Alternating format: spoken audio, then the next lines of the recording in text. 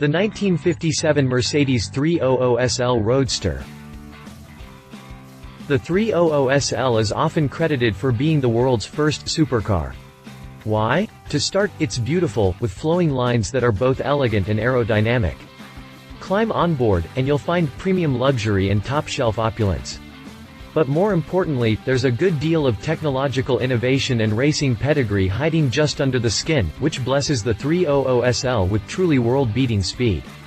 Throw in low production numbers and the car's high desirability amongst collectors, and the formula starts to come together.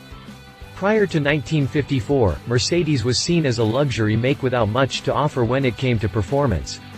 The 300 SL changed that in a hurry. The name is a reference to the engine displacement, 3.0 liters, while the SL stands for Sport Leicht, which is German for Sport Leicht. Originally offered as a coupe, the 300 SL was the first of the SL-class Grand Tourer models, and eventually, it morphed into an open-top roadster. Although it lost the highly recognizable gullwing doors, the 300 SL Roadster managed to keep much of the speed and prestige of its predecessor, all while adding on-demand blue sky freedom. These days, Mercedes pays homage to its past with a variety performance models which recall the 300 SL's styling and sporty character, and while the speed and technology are there, none can match the style and grace of the original. Continue reading to learn more about the 1957 Mercedes 300 SL Roadster. History and background. The genesis of the 300 SL Roadster starts in early 50s America, at the peak of the post-war economic boom. Max Hoffmann, an Austrian-born, European luxury car importer based out of New York, saw an opportunity to sell high-performance, race-inspired sports cars to well-off speed aficionados in the US, and subsequently pitched the idea to Mercedes. It was a risky proposition, but the German automaker decided to follow through, and in 1954, the production-ready 300 SL Coupe debuted at the New York Auto Show. Essentially a luxury-laden, street-worthy race car, the 300 SL was based on the 1952 Mercedes-Benz W194, a highly successful Grand Prix car that saw victory at the 24 Hours of Le Mans, Nürburgring, and Carrera Panamerica, with drivers like Juan Manuel Fangio and Sterling Moss taking the position behind the wheel. Incredibly, power was increased substantially in the 300 SL compared to the competition spec vehicle, making it the fastest production car in the world at the time. The car was an instant hit. Wealthy celebrities clamored to own one, catapulting Mercedes to the forefront of luxury sports cars in the US. In total, 1,400 were built. In 1957, Hoffmann once again approached Mercedes, this time with a proposal to turn the coupe into a convertible. Mercedes wisely listened, and in 1957, the 300 SL Roadster debuted at the Geneva Motor Show. While not quite as wild as the gullwing coupe, the Roadster was equally as popular, with 1,858 examples built until production ceased in 1963. Exterior. The 300 SL takes its design cues and exterior aesthetic from the W194. Standout features include an extended hood, rear-set cockpit, rounded front end, and raised taillights and fenders. When Mercedes introduced the 300 SL Roadster, the exterior closely mimicked that of the coupe, with a few notable exceptions. The 300 SL, however, builds on the W194's ultra-sleek and uncluttered appearance with far more embellishment. Chrome is used front to back, including in the bumpers, window surrounds, and accents, and a prominent louvered cutout is placed just behind the front wheel. Above the wheel arches, you'll find long extensions, or eyebrows, which were supposedly added to enhance aerodynamics, although some have suggested their implementation was to help the 300 SL appeal to US customers accustomed to flashier designs. When Mercedes introduced the 300 SL Roadster, the exterior closely mimicked that of the coupe, with a few notable exceptions. Most obvious were the conventional doors, which no longer had a roof to hinge on. The fenders were enlarged, as were the headlights. The windshield was also reshaped, and the front grille shrunk. The sills were made much lower, significantly aiding ingress and egress compared to the coupe. Finally, customers got a ragtop as standard, while an installable hardtop was offered for the off-season. Exterior dimensions. Interior. One feature unique to the coupe was its foldaway steering wheel, which wasn't needed with the conventional doors and lowered sill of the Roadster. Funny enough, the Roadster is more practical when it comes to cargo, as it got a redesigned fuel tank that moved the spare wheel lower, freeing up space in the trunk. The cockpit is tight, and not just because of limited cabin room. The seats hug both the driver and passenger with rigid lateral bolsters. That said, every surface is covered in premium materials.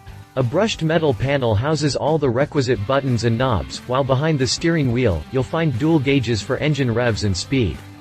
The Roadster also added a combination gauge between the tachometer and speedometer. A rearview mirror is mounted on top of the dash. Drivetrain.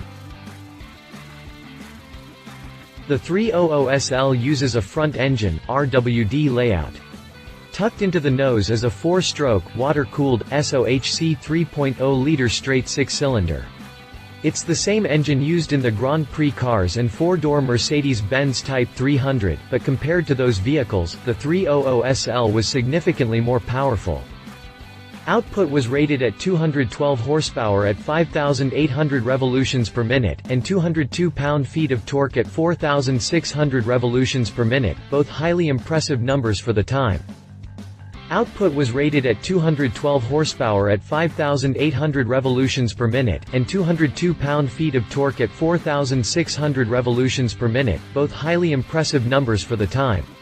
In fact, the 300SL made 25% more power than the race cars, not to mention nearly double the horsepower of the Type 300. Routed to the back of the lightweight two-door, the car's top speed approached 160 miles per hour, making the 300SL the fastest production car on Earth when it was new. Making all the extra muscle is a revolutionary Bosch mechanical fuel injection system, which replaced the triple two-barrel carbs on the original powerplant to become the first fuel injection system used on a production street car.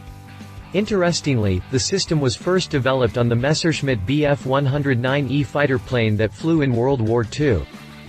While technologically astounding, the fuel injection system was also known for wreaking havoc on the 300SL's engine.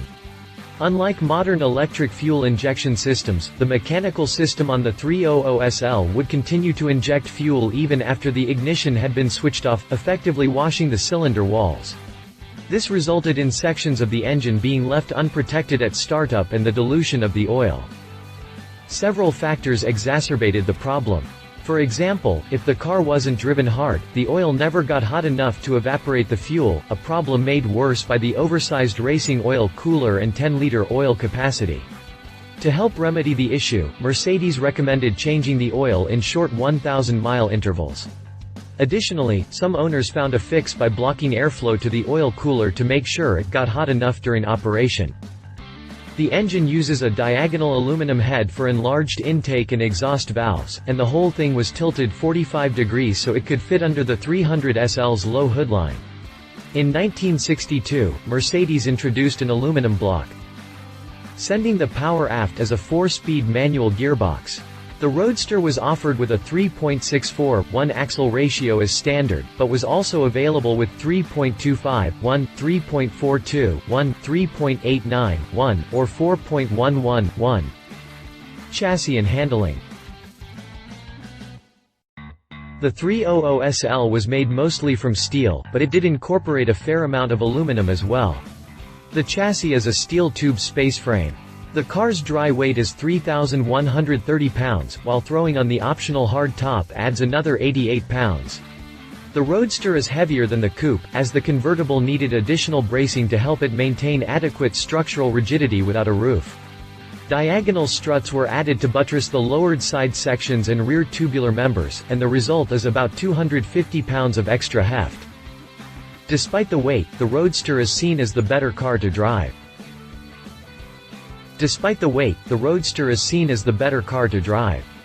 Both the Roadster and coupe came with 4-wheel independent suspension, with double wishbones, coil springs, and a stabilizer bar in the front.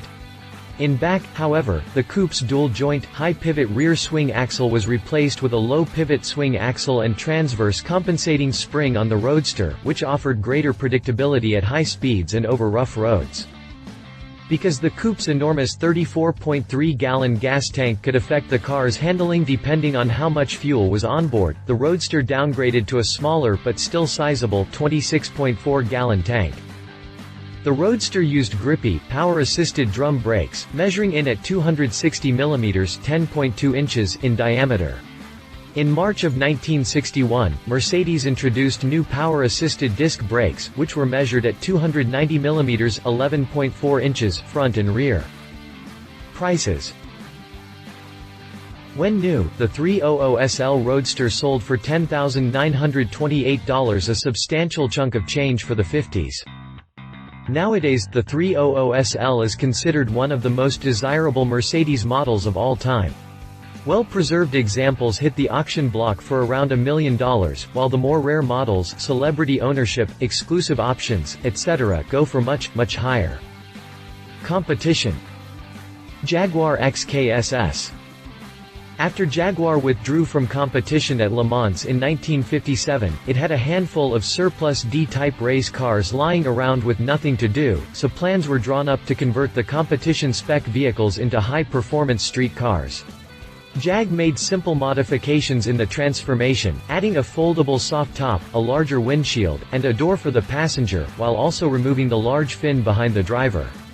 The car was still wickedly fast, with a cutting-edge inline six-cylinder that offered enough output to push the XKSS to a very quick 150 mph top speed. The car is also incredibly rare, fetching millions at auction. Read the full review here. Ferrari 250 GT California SWB Spider. When talking about classic European sports cars, you gotta at least mention the Ferrari 250. Built between 1953 and 1964, the prancing horse made a multiplicity of model types, including both street cars and race cars. Designed specifically for the West Coast sunshine, the 250 GT California got a shorter wheelbase, disc brakes, and a 3.0-liter V12 engine that made enough power to push the car all the way to 140 miles per hour. Only 55 were built, and some recent auctions have seen prices reach as high as $17 million. Read the full review here. Conclusion. 6 decades later, Mercedes is still telling the legend of the 300SL. We see it in models like the SL-S-AMG, which offers a modern take on the classic, coming equipped with the latest high-end technology, similar styling cues, and gratuitous speed, both as a hardtop and a soft top. Frankly, Mercedes has every right to be proud. It takes chutzpah to turn a race car into a street car and hope people buy it. And even with the supercar formula now well established, and the go-fast breed accelerating into even crazier realms of velocity, we can still look to the original to see how it's supposed to be done. Love it's still dramatic and beautiful, even without the gullwing's crazy speed, especially for the time period, and especially for a convertible advanced technology for the time period. Leave it absurdly expensive and rare fuel injection system could ruin the engine, not the coupe. If you liked this video, please share your thoughts in the comments below and don't forget to hit the subscribe button.